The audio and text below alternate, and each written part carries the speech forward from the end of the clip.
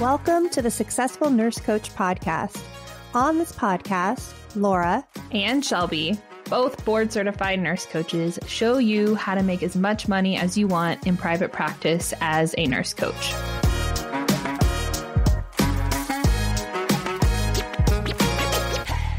Welcome to the Successful Nurse Coach podcast. Today, we are going to dive into the importance of evaluating our practice and ourselves and our business. And it's something that we have always done as students, as employees. And then we jump into the world of entrepreneurship, especially this first year, and we don't do it. And it's so not helpful to learn without evaluation. So we're going to talk a little bit today about the importance of evaluation, what you should evaluate, and what to do with that information to serve your practice. So I think what I'd like to start with is like, why do we evaluate in the first place? Why do we do that? Well, first of all, if we don't evaluate, we don't know if it's really moving the needle forward. Take, for example, your diet. If you decide that you're going to eat a certain way and you don't evaluate how you feel or what it's doing for you, then how do you know that how you're eating is the right way for your body? Same thing with your coaching practice. Let's say you jump into your private practice, you choose a certain organic marketing strategy, and you do that strategy every week for a year, but you never evaluate its effectiveness. Is it the best way? Is it the easiest way? Does it still feel in alignment with who you are? Or are you just blindly doing it over and over and over again? And evaluation gives you like intentional focus. It eliminates the thought of, I'm so overwhelmed, I don't know what to do. If we don't know what to do, which is pretty much how we feel the whole first year in private practice, evaluate. Evaluate something, and I'll give you some things that you can evaluate. Evaluate something in your practice, figure out what worked really well, what didn't work well, and what do I need to do about it? And then the what do I need to do about it will give you the clarity of what to do next. Because evaluation creates all the information that you need and it points you in the right direction as you go. If you don't have the result that you want, evaluating why that could be and figuring out how to do it better or do a thing differently or make a slight 2% degree change in your trajectory can be so helpful. Shelby and I do this all the time in this business. We're constantly evaluating, is this working? Is this not working? Is this workshop helpful? Is it not helpful?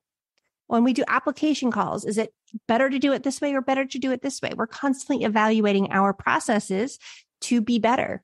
And your first year, it's so important to get that feedback loop and to develop that habit of self-evaluation now that you don't have an employer that's giving you performance evaluations and you don't have an external place to rely on for that. You have to implement your own.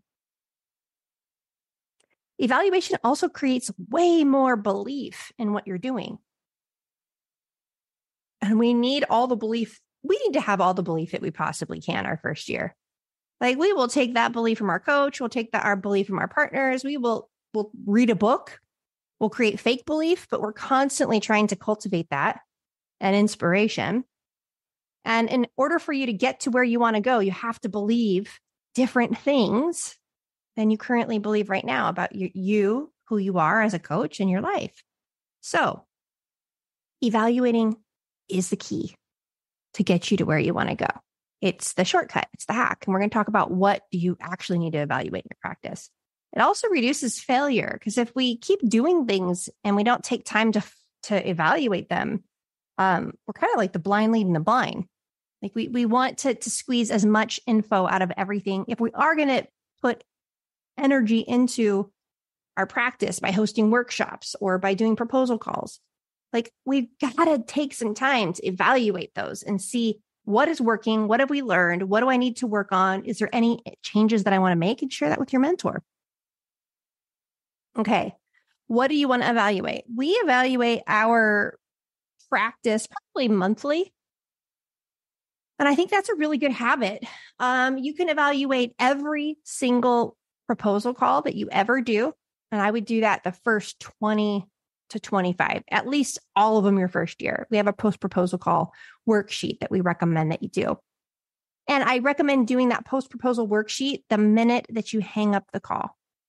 And Shelby shares really candidly about this, that after every proposal her first year, she would call her brother or her dad who had been in sales.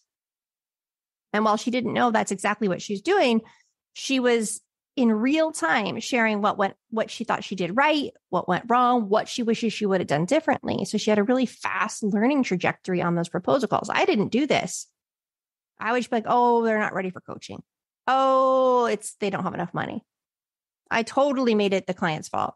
I didn't do any of it. I wasn't told to do any kind of evaluation. So that really cost me a lot of money, to be honest, because I would have seen really quickly where I wasn't painting the gap, where I wasn't serving powerfully enough, what I could have done differently and better through evaluation. Evaluating how you're spending your time. I think this is so helpful. We get in these time sucks of these activities that make us feel productive that are not income producing. And if we evaluate the way we're spending our time in our practice, we catch those pretty quickly instead of wondering why we don't have the results that we want. And how are you spending your money? I know money and time are kind of interchangeable when you're building your business. If you have more time than money, there's lots of things you should do yourself. For example, maybe building your landing page, or let's see what else. Yeah, I would say that. Probably first year, that would be it. Or if you have more money than time, can you just hire someone to do that so you don't waste your time learning that new skill? But evaluating that before you choose to do it. There's too many times people spend money on things that they shouldn't, or spend time on things that they shouldn't. And you don't know unless you evaluate if this is what's best for you. Evaluating every powerful conversation you have. What was your presence like? We have a score sheet from Rich Litvin that is wonderful, a deep coaching scorecard that is really helpful to see, like, you as the coach. Where are you nailing it? What are your strengths? What do you want to do more of? Where could you be more curious? Where could you have more presence? So evaluating all of our powerful conversations is so helpful.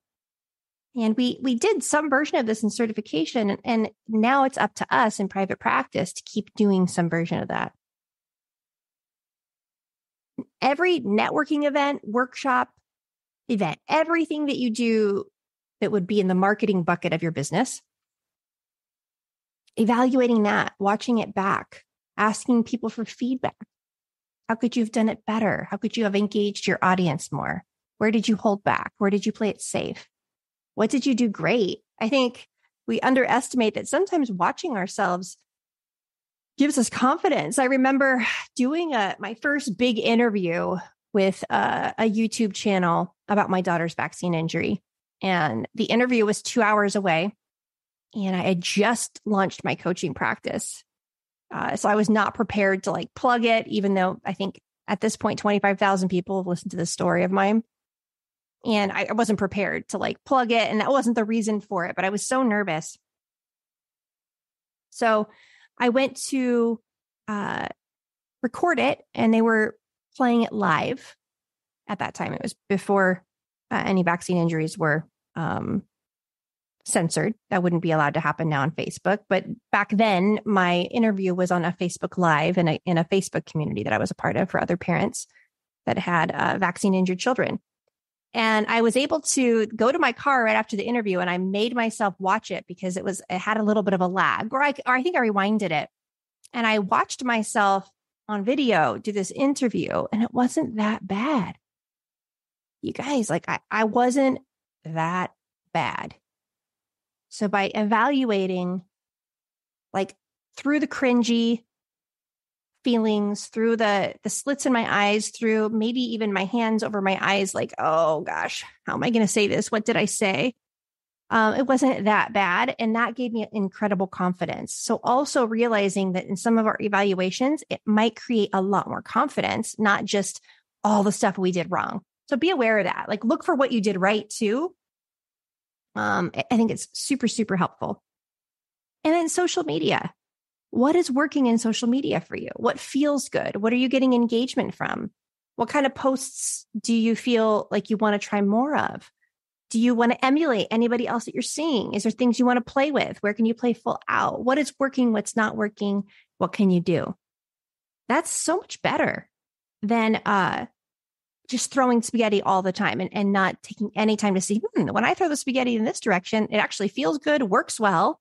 Maybe I should hone in on this specific type of post and or content and get better at it. It gives us all these signposts of where we want to go. And I know for new nurse coaches, we're all after the niche, the perfect offer, the perfect website. We're in this hurry to get through this beginner startup phase. It's awesome. Like, fall in love with the struggle of this phase because you'll remember it for the rest of your life. We want to rush it and get to this phase where we know exactly who we help, how we help them. We can answer, what do you do statement perfectly. We have the confidence, the polished, the branding. We want it all. But everybody in the world that's had that has had to go through the phase you're going through right now. And the fastest way to get to that feeling of some kind of awareness of who you are as a coach and who you help, it comes through relentless evaluation of self and all the things we talked about. I'm going to borrow this from another coach, and it is what evaluations are helpful and what evaluations are not helpful. Just to give you an idea of the way that our brain can work on this. Evaluations that serve is, I didn't show them the value of coaching, right? So you have done a post powerful conversation, like deep coaching scorecard. And you're like, oh man, in retrospect, I would have asked this. I would have stayed here. Like, how could you be a better coach? This is so freaking valuable. It's so helpful. It also makes it fun to do coaching calls because you're like, cool, I'm not just coaching this human and serving them. I'm honing a skill with some awareness of what I want to hone and different things I want to try. Evaluating your belief in the client. Did you believe in the client's vision? Did you believe that the client, it was possible? Were you inspired enough in your own body to be inspired by the possibility of your client? It's a great thing to evaluate.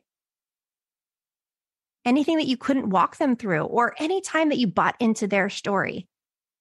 Like, asking yourself, did I buy into their limiting beliefs? Did they get me?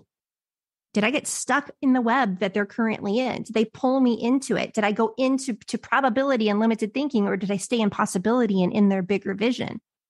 This is so easy to do with money, you guys, especially. Were you in your head? Checking, being like, I remember this part of the call when she said this, and I had these thoughts, and I kind of drifted off, and I was thinking about Laura and not thinking about the client. It's really helpful. It's not to bash ourselves or make ourselves feel like we're crappy coaches. It's just the awareness of, God, I could have done that better. And you guys, I watch myself coaching all the time.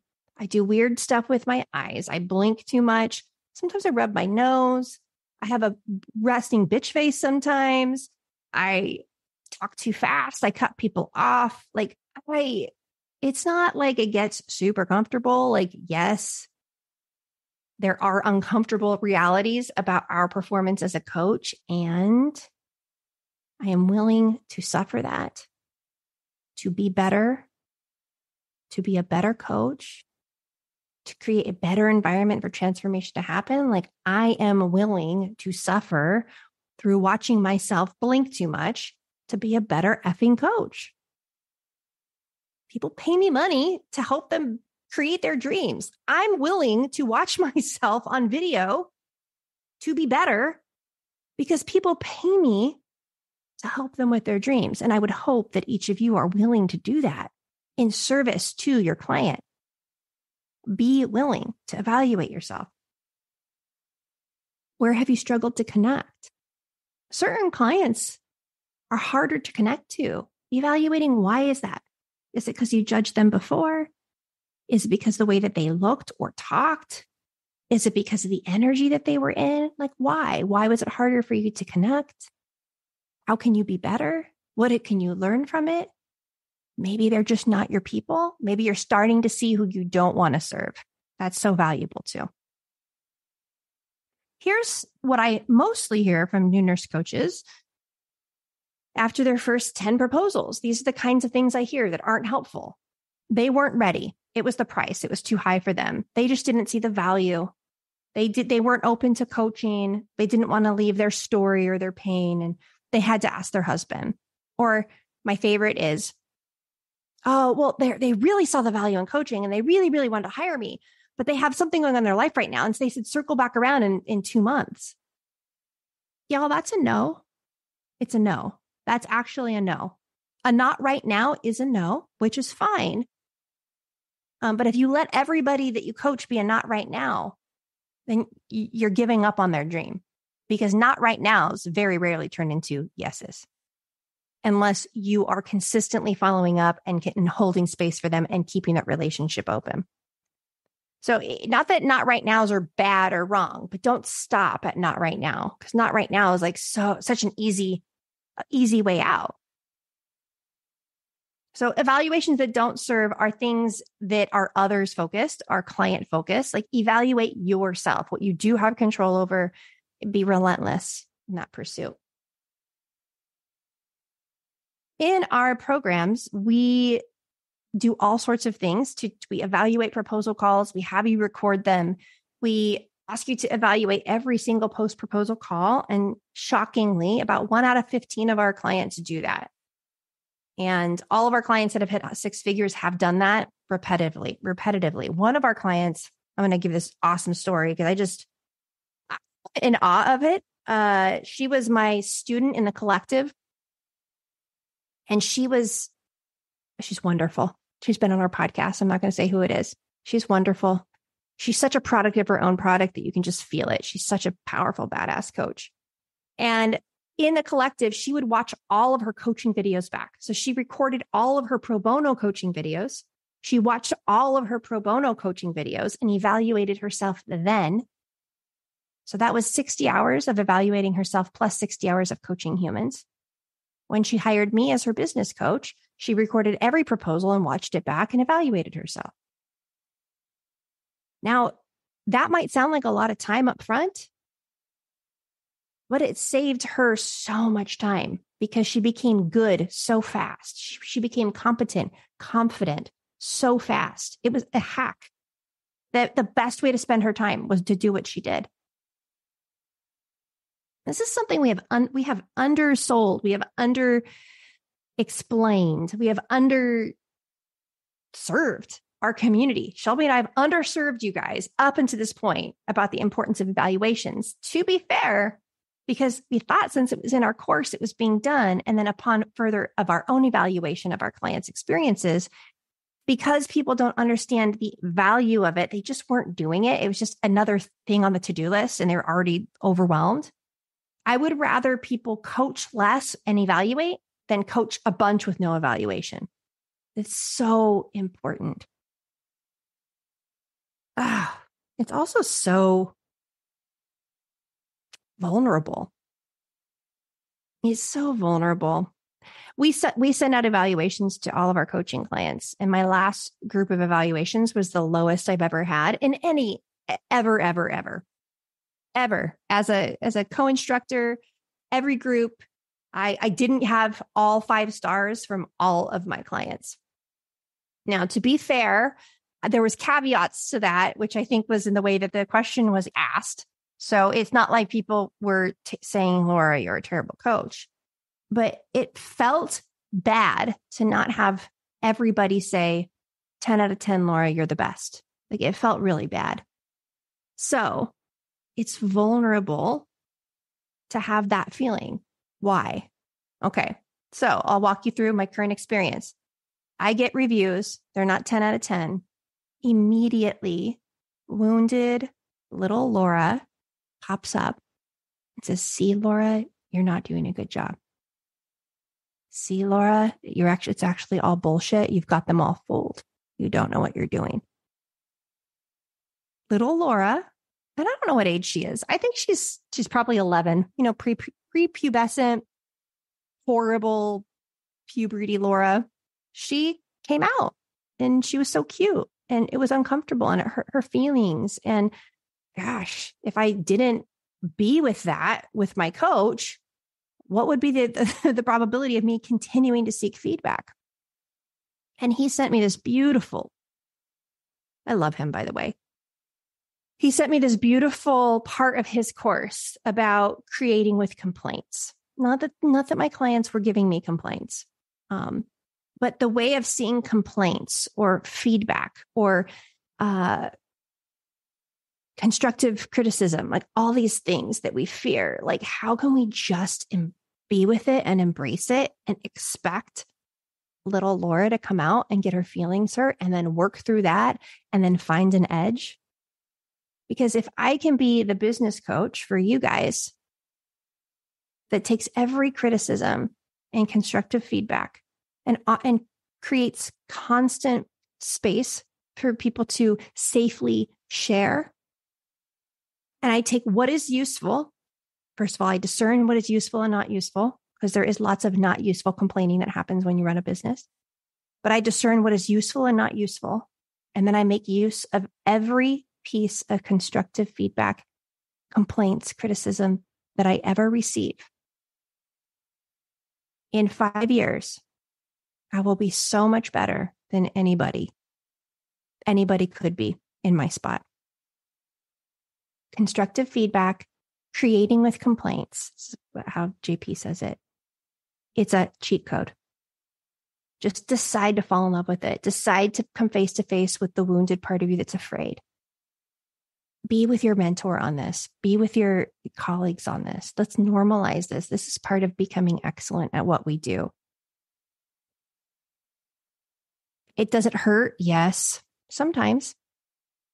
Do we get defensive? Yeah. Sometimes. Is it valuable? Yeah. It's so valuable. Does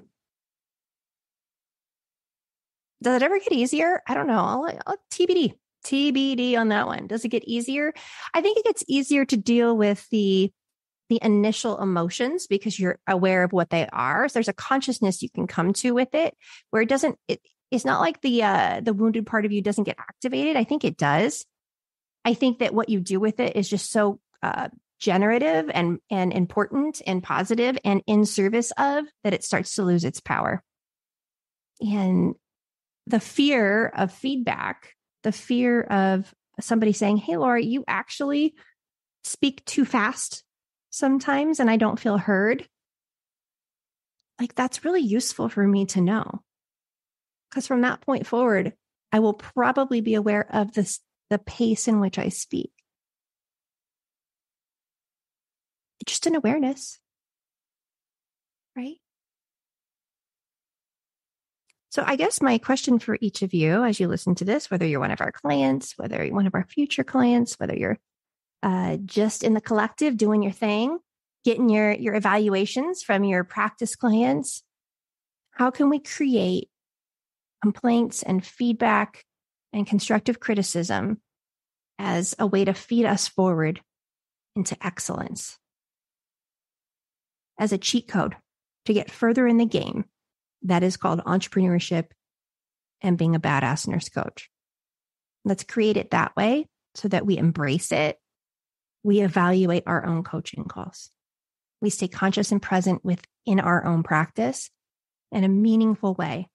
And when things come up that hurt, we work through it with our mentors and we learn to embrace it.